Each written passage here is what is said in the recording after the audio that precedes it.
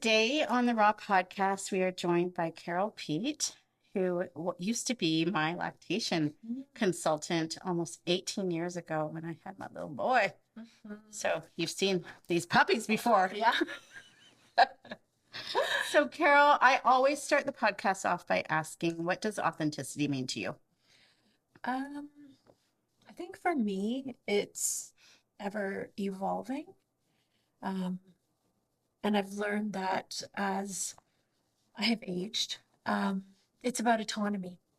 And it's about autonomy in a way that means I'm shedding all the conditioning, the programming, all of the bullshit that society and others have told me I need to adhere to. Love that answer. Love Yeah. that answer.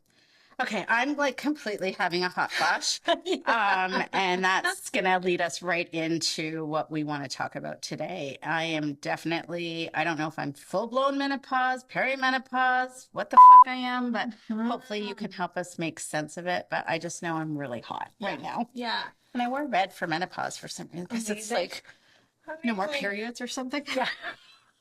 Yeah, so I mean, you're having a vasomotor Okay. symptom, right? Can I just say I'm having a hot flash? Well, yeah, and that's what it is. Like, so I mean, being an anatomy and physiology freak, I like to help people understand it's vasomotor, so it's a reaction that's happening between your body and your brain, and yeah, it's only one of the over 200 symptoms that we can experience, if you will, or be tortured by in that perimenopausal stage, right? Which can last up to, 15 years Oh my God. before we hit menopause. And what I think a lot of us didn't know, me included, coming into it is, I mean, no one talks about it, right? Don't. And so we're not prepared.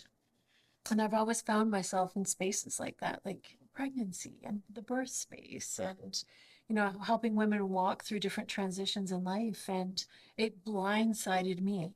Right. Yeah. Carol, because the menopausal brain and the brain fog, can we go back just for the viewers and listeners that don't, I'm just assuming everybody knows you, but for those that don't know you, Mhm. can you just give a little bit of your background and, Mhm. what has led you into being the expert that speaks on menopause now? Mhm. So I would say I'm an expert.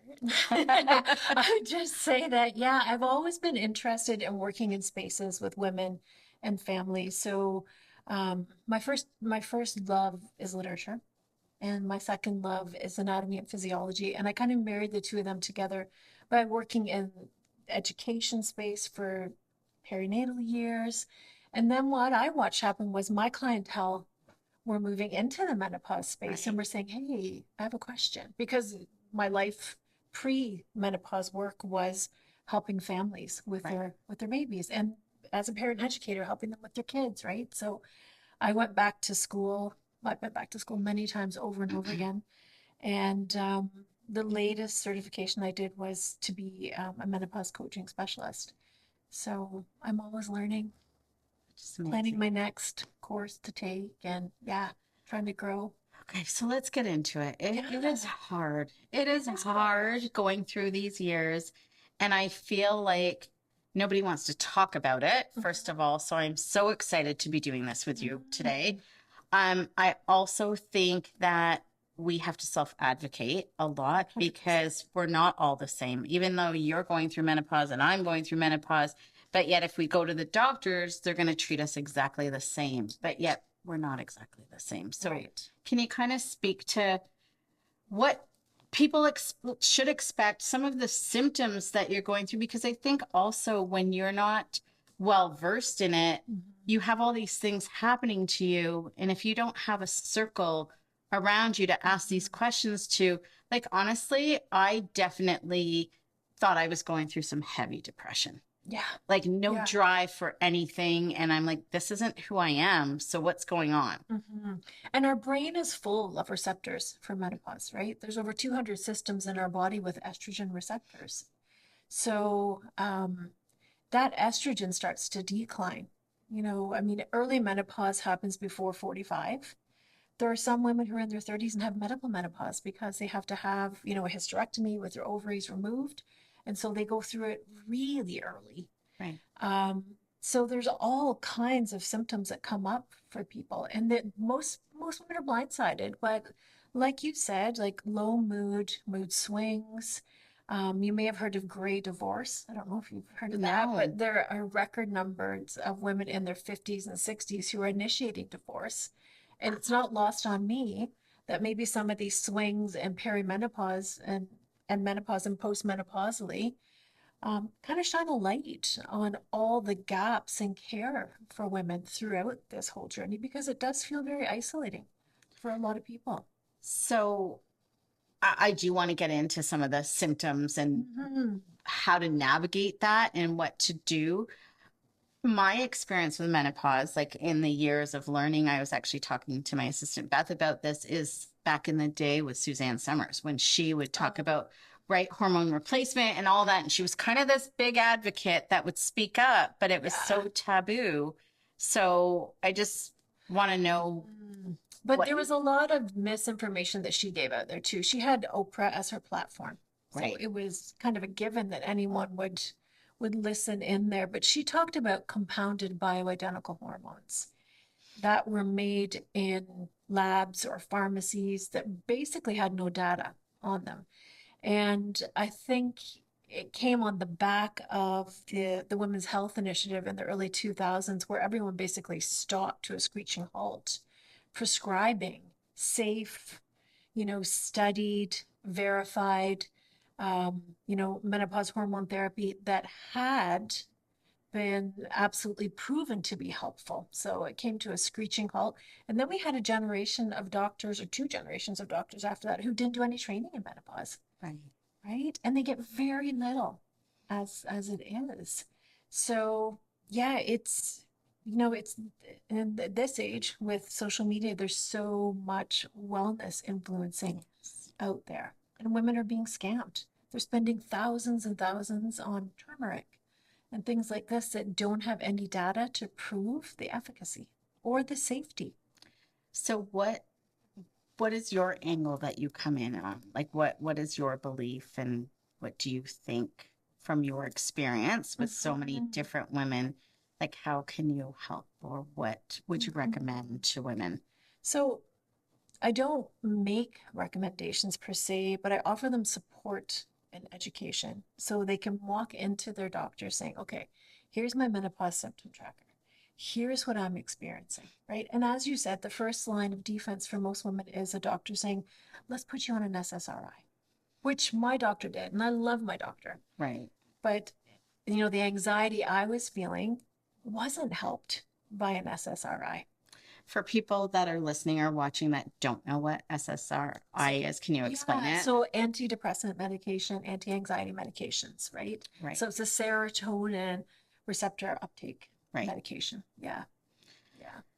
So again, if I was to come to you, can you walk me through sort of what you would go Mhm. through and to Mhm. normalize this in a way? Because I think as women, as we're going through this, and if we're isolating ourselves because we almost still, I feel like we're coming out of the whole taboo that we can't talk about this topic. I think more and more people are talking, but there still is a lot of work that needs to be done. Yeah. And also, I feel that a lot of people think that women are just making excuses, right? Like it's like the time of when you've got your period and you would have cramps and you would take the day off work and people are like, why aren't you just trudging through that? Like keep going. And Mhm. I'm hearing that more from women now that Mhm. there's days where they can't get out of bed. Oh, absolutely. There are days where the pain is so debilitating and symptoms are worse in perimenopause. We see a kind of leveling out 2 to 5 years postmenopausally. And so what we do is talk to women, and when I say we, I'm working with another coach right now too to help women understand it better.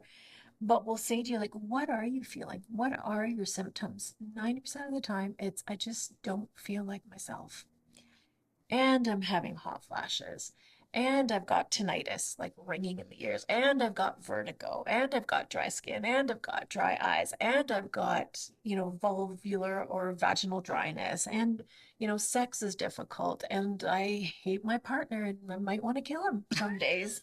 Yeah. And I just feel like I am really incapable. So those are just a few of the symptoms. And we'll talk to them about, okay, here are some options for you, right? Right. And we always talk about lifestyle, like exercise, sleep, hydration, right? Because estrogen, as it declines, our joints get sore, right? Because my the lubrication joints. in the joints. Frozen shoulders, another big indicator of perimenopause, right? Yeah, because estrogen affects all of our joints as well.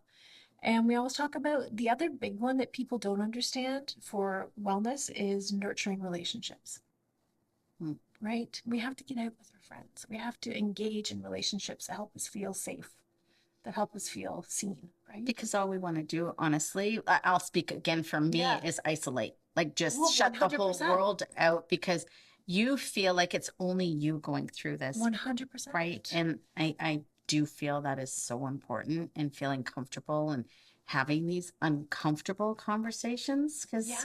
yeah, And normalizing. yep. A lot of women think that they're suffering from certain types of cancer when their body starts changing, right? Mhm. And I hear a lot from the clients, I have this belly I never had before.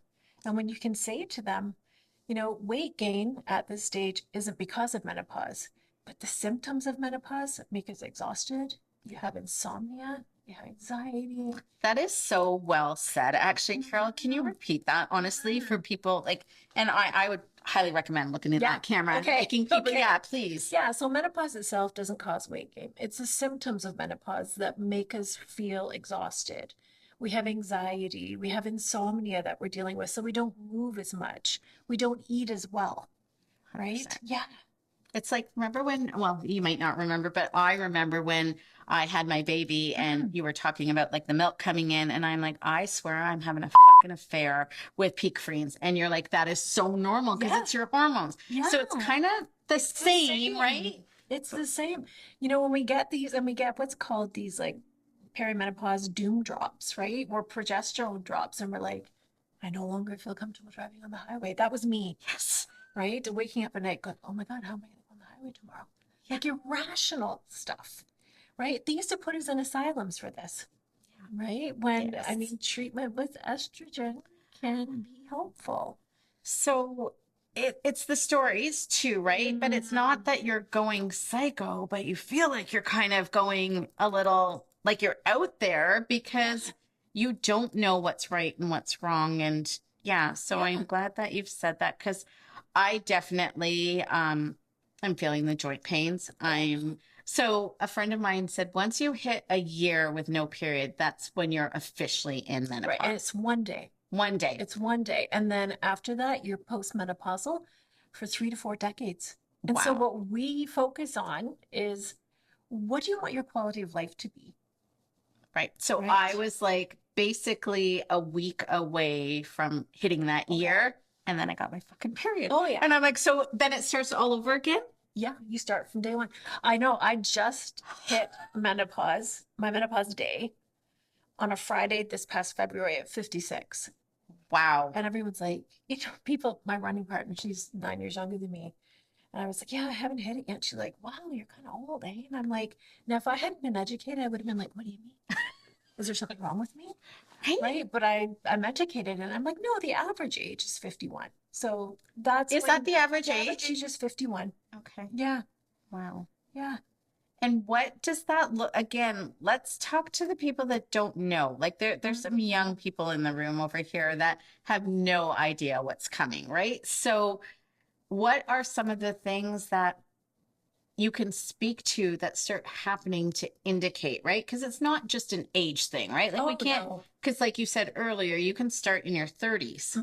Perimenopause can start in your late 30s. Right. Right. And we're looking at the joint pain, right? The brain fog, the short-term memory loss, right? Right. Just not feeling yourself.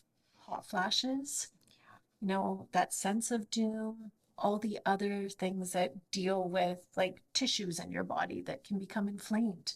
There's so many symptoms. And anxiety. I feel like honestly, last night I was up at, and I'm not normally nervous doing these podcasts, but last night I was full of anxiety. And I'm like, is this normal or is this like me going through menopause?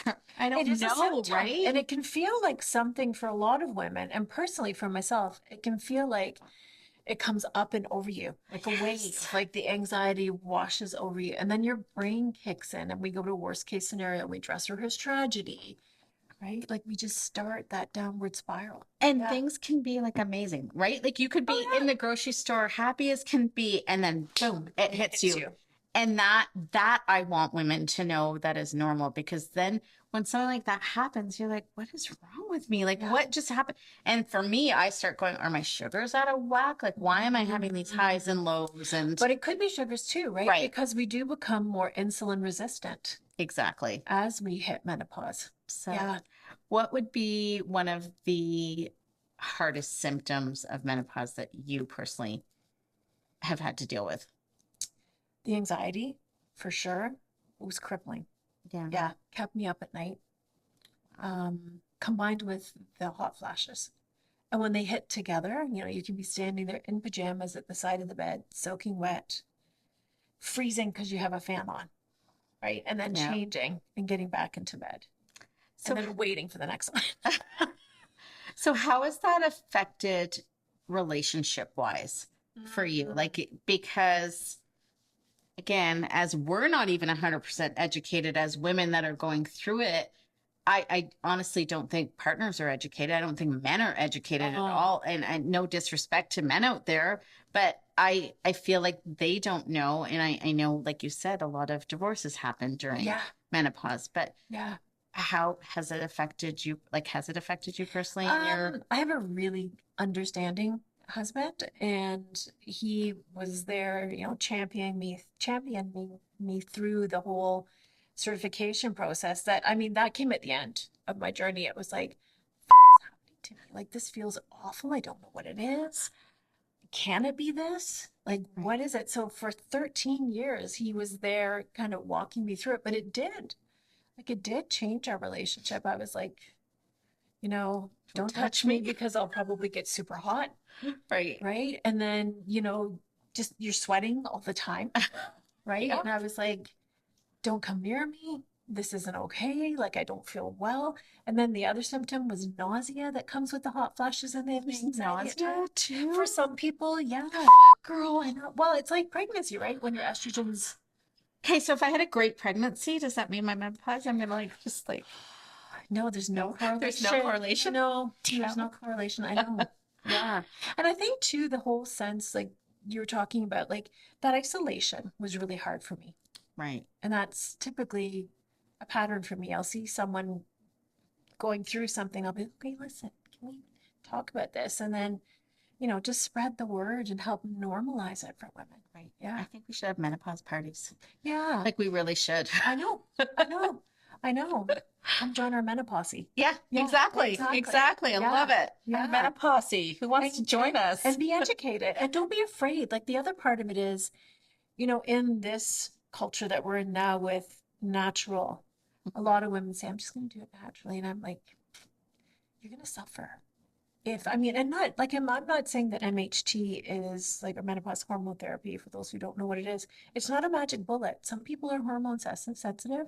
Some people have had cancer and can't take it. Right. Right. So it's not a magic bullet, but lifestyle can really be a big aid in helping you get through. So what do you recommend then? Like, what do you recommend to someone that is kind of in that perimenopausal, menopausal state in their life? Like, what are some of the steps that you should go through? Like, for your lifestyle, we always recommend move every single day. You know, walk. Really look into resistance training because we are at high risk of bone loss. You know, 50% of women, 1 in 2 who fall and break a hip will die within a year of breaking a hip. Yeah. We suffer from osteopenia, which is muscle mass loss. So we want to keep building muscle mass and build strong bones. Weight training is the most effective way to do that, right? We have to up our protein dramatically because as we age, we don't process protein as well. We have to really watch our fiber. Like I always tell the women I work with, 25 to 35 grams of fiber a day, right? To take excess cholesterol out of your body because our cholesterol goes up as we approach menopause. Right. And heart disease is the #1 killer of women, right? during those menopausal years. And I mean, just as, a statistic, it's the number one killer of women. More women die of heart disease than all the cancers combined.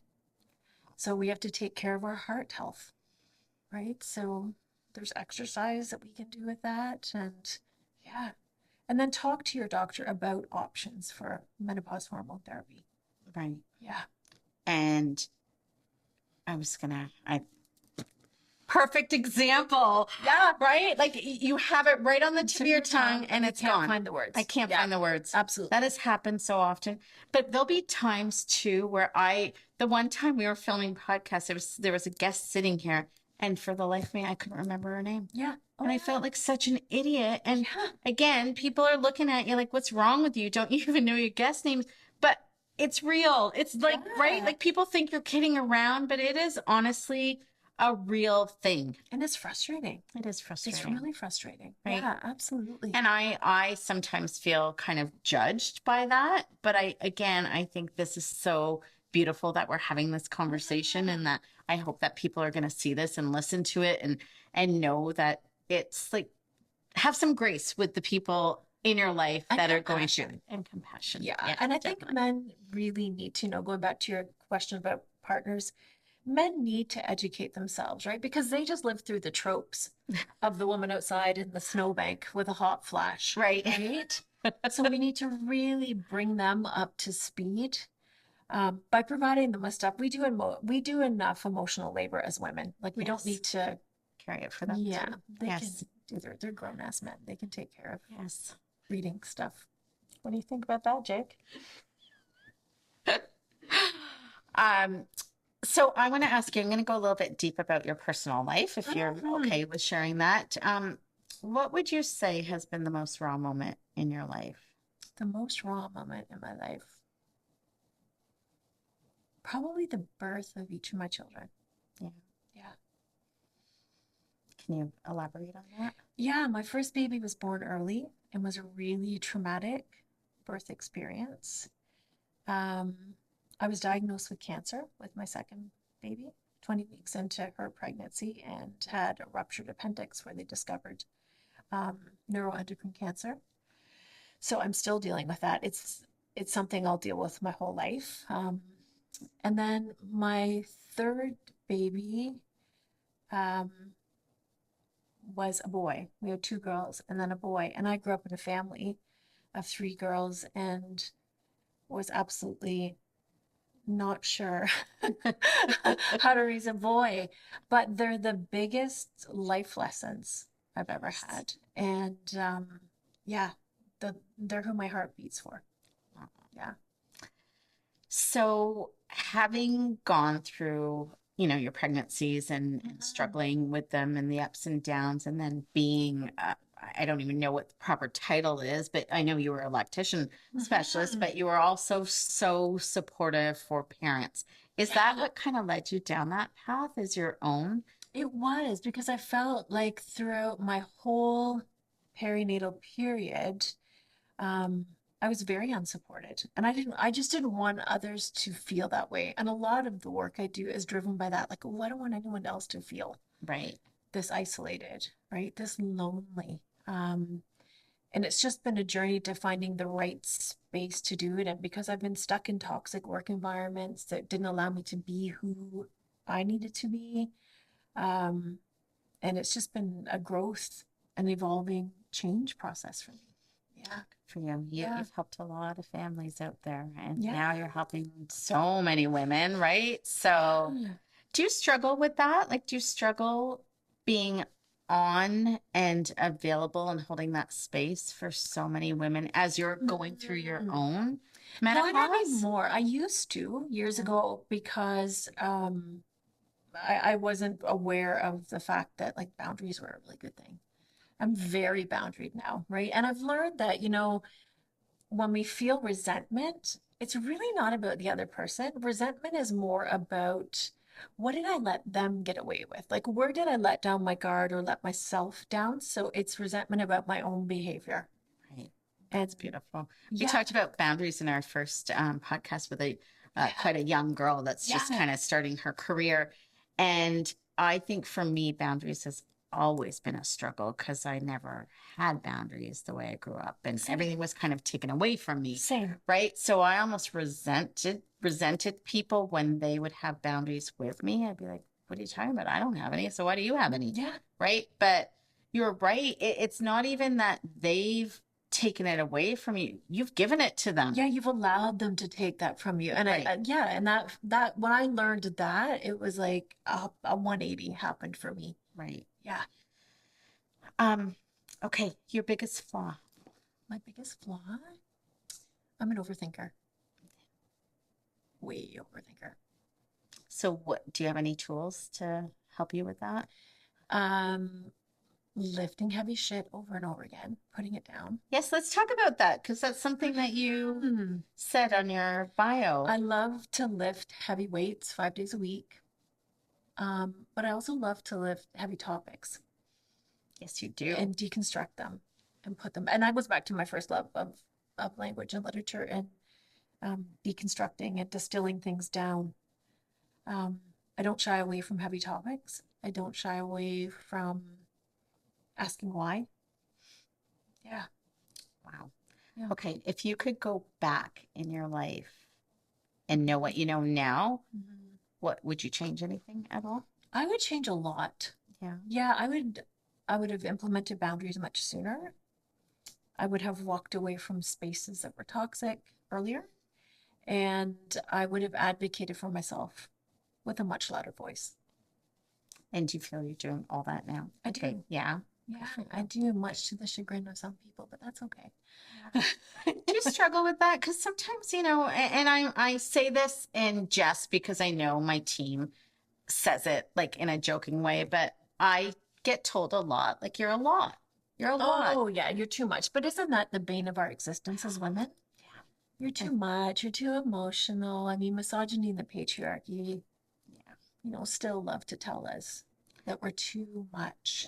So They're not your people, though. They're not. Well, my team is my people, but yeah, you're not. Yeah. But I mean, isn't that what authenticity is? Showing up in space and not diminishing who you are or swallowing your discomfort to keep others comfortable. 100%. Yeah. I think loud and proud, and Yeah. this is who I am. If you think I'm too much, then there's the door. Yeah. Go find less, right? But Yeah. and even saying that, there's this little pit in my stomach that's uncomfortable going, you just said that and people are going to see it. And I own it, but I still feel like, oh, that's not right to say. Right. So it's just And I think that's for a lot of us, that's our inner little girls being like, oh, you've got to be compliant. You've got to be obedient. Don't make anyone else uncomfortable. It's recovering people pleaser programming. 100%. Yeah. Okay, I know that the girls are going to have, maybe Beth is going to have some menopausal questions that we're going to ask her, but I do want to ask you a question before that. If you could bring everyone into a room that you have ever met, dead or alive, and you could only look for one person, who would you look for and why? Dead or alive? Anyone I've ever met? Probably my Nana. Yeah. And why? She was just my person. Yeah. She taught you a lot of life lessons. Yeah. Nice. That's special. It is. Yeah. Okay. No emotions. Yeah. You'll be crying 1 minute, yelling at me the next minute, right? Yeah, I get it. Yeah. Okay, Beth, do you have any questions for Carol? Yeah, I think for me, it would be, I'm going through perimenopause right now. Right. And my doctor is very old school, belief that everything that you could possibly be going through is just mental health. It's depression. It's something wrong with you, right? Yeah. There's nothing medically to explain this. Yeah. How do you get past that with a doctor? Like, it's one of those things where it's not like you can switch doctors anymore. Like, there's no doctor to necessarily go to for a second opinion as easily. Right. And is that your family doctor? Mm-hmm. Okay, so for primary care providers, they don't do a lot of training, but there is the North American Menopause Society, which has now become the Menopause Society. Mm-hmm. And if you go to their website, they have a list of practitioners who are NAMS certified. So they've done specialist training in menopause, and you can get a referral. You can self-refer to them. Yeah. I didn't know that. Yeah. That's great. Yeah. They're Pardon? So good. 2 for 1. Yes. Yeah, they're amazing. And there's also, I mean, there are good things happening. There are clinics that are opening up with practitioners who are NPs, like nurse practitioners, who are able to meet with you um, and help you figure out what would be the best treatment for you, right? Yeah. You know, people like Dr. Jen Gunter, she's a Canadian obstetrician gynecologist. Like, she's always talking about here's a reference list of people that you can check out. I personally took in all my information to my doctor and I was like, this is what I think I need. And we tried different types of hormone therapy. And with the cancer background, she's like, oh, I'm not really sure. And you know, we had to really kind of tread lightly, but I found what I needed and it took a while. And so what we look at is like the normal kind of best practices would be you would try hormone therapy and then go back in for a review in 3 months and then see if they need to titrate your doses, right? And it's confusing because all over the world we have different products available. So it's Standards. yeah. Yeah. Do you have any women that you're working with that go down the natural route? I do. Again, because we have some women who are, you know, breast cancer positive. Right. So they can't take therapies, right? Right. Yeah. So we set up all kinds of plans for them. Yeah. Okay. So I feel like we've just really touched on this very lightly. But for our viewers at home or listeners, can you kind of summarize what you feel if someone is watching that is struggling? What do you recommend? I recommend that they find reputable sources of information, which is hard, right? We have a free education group they can join. It's called Make the Change Menopause Coaching on Facebook. We provide evidence-based information there for free. They can learn, they can ask questions. They can, you know, reach out to their family doctor and see how they'll be received with that. And then look at the Menopause Society's website to find a practitioner who will absolutely help them. Yeah.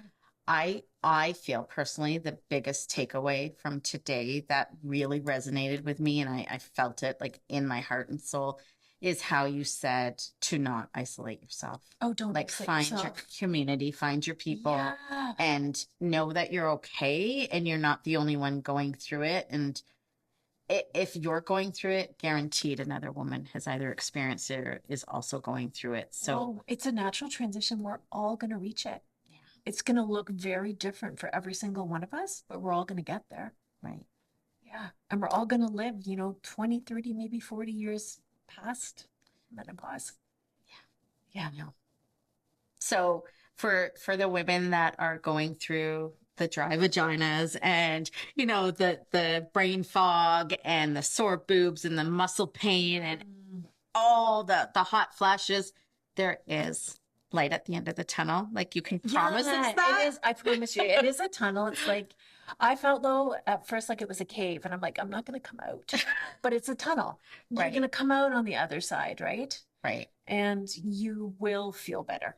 You will feel better. Because I was talking to a friend yesterday and she knew that you were coming on and she said, can you ask her if I'm ever going to be sexually active anymore? Because I do not want sex right now at all. So, okay. But there's a lot to that. I mean, that's also like, that falls into, do you want good sex or do you just want sex? Like there's a lot. So we do a lot of coaching on that. Like how, you know, what's your relationship like? How was sex before you stopped having it? Right. Is it worth coming back to? Changes need to happen.